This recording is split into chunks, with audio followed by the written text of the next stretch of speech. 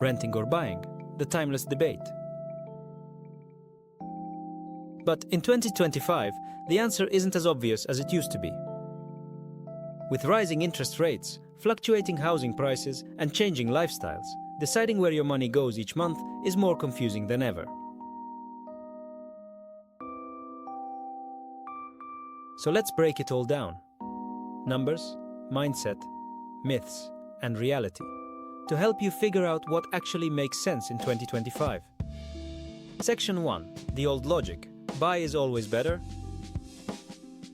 For decades, people were told, renting is throwing money away, buying is an investment. But that's only part of the story. Buying a home can be a good investment, but only under the right conditions. Renting, on the other hand, gives flexibility, lower responsibility, and sometimes even lower total costs, especially in high-cost markets.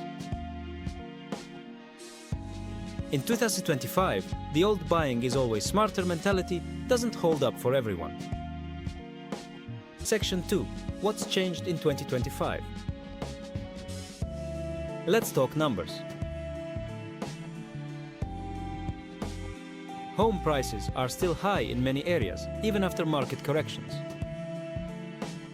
Interest rates have risen, meaning monthly mortgage payments are larger than they were just a few years ago.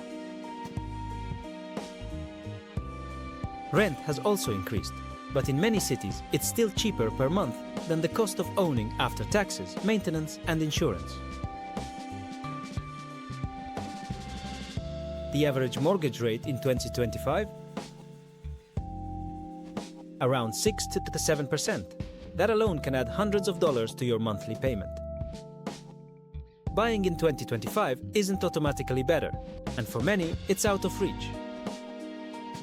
Section 3. The true cost of buying. Buying a home doesn't just mean paying the mortgage. You also have to factor in property taxes, homeowners insurance,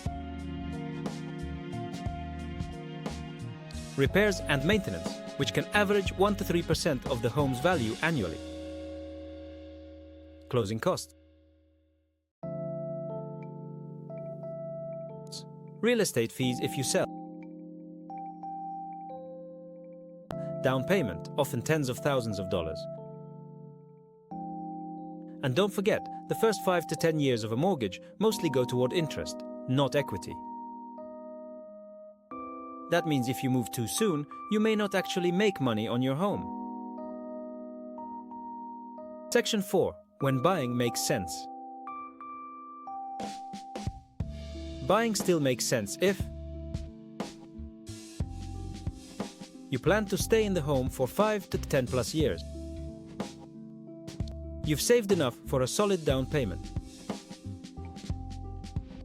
You can comfortably afford monthly costs, plus maintenance. You're in a market where prices are still relatively low. You value stability, predictability, and long-term wealth building. Owning a home isn't just a financial decision. It's an emotional and lifestyle one too. Section 5. The case for renting. Renting gets a bad rap, but in 2025, it might be the smarter choice. Here's when renting makes sense. You're not sure where you'll be in a few years. You want flexibility to move, travel, or change jobs. You're focused on investing your money elsewhere, stocks, business. You want to avoid the risk of unexpected repairs and rising property taxes. You don't have enough saved yet to buy without financial strain. Renting frees up capital and mental energy. It's not throwing money away, it's paying for flexibility and peace of mind. Section 6. The renting plus investing strategy. Here's something many wealthy people do.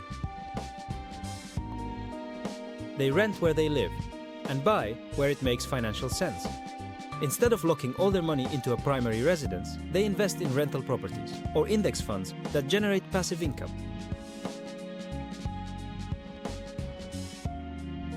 This way, they keep flexibility while still building wealth. You don't have to own your home to build wealth, you just have to make your money work. Section 7. Let's compare real numbers. Let's say you buy a $400,000 home in 2025. With a 10% down payment and 6.5% interest rate, your monthly mortgage plus taxes and insurance might be $2,800 a month. Now compare that to renting a similar place for $2,000 a month. The rent is $800 cheaper. That's $9,600 saved in 1 year. If you invested that $9,600 annually into the stock market with average returns, say 8%, in 10 years you could have over $150,000. That's what you're giving up if buying stretches your budget too far. Section 8. Final thoughts. What actually makes sense? Here's the real answer. It depends on you. Ask yourself, do I value flexibility or permanence? Am I financially prepared for the hidden costs of home ownership? Will I stay in one place long enough to justify buying? Would I rather build wealth through real estate or investments? There is no one-size-fits-all.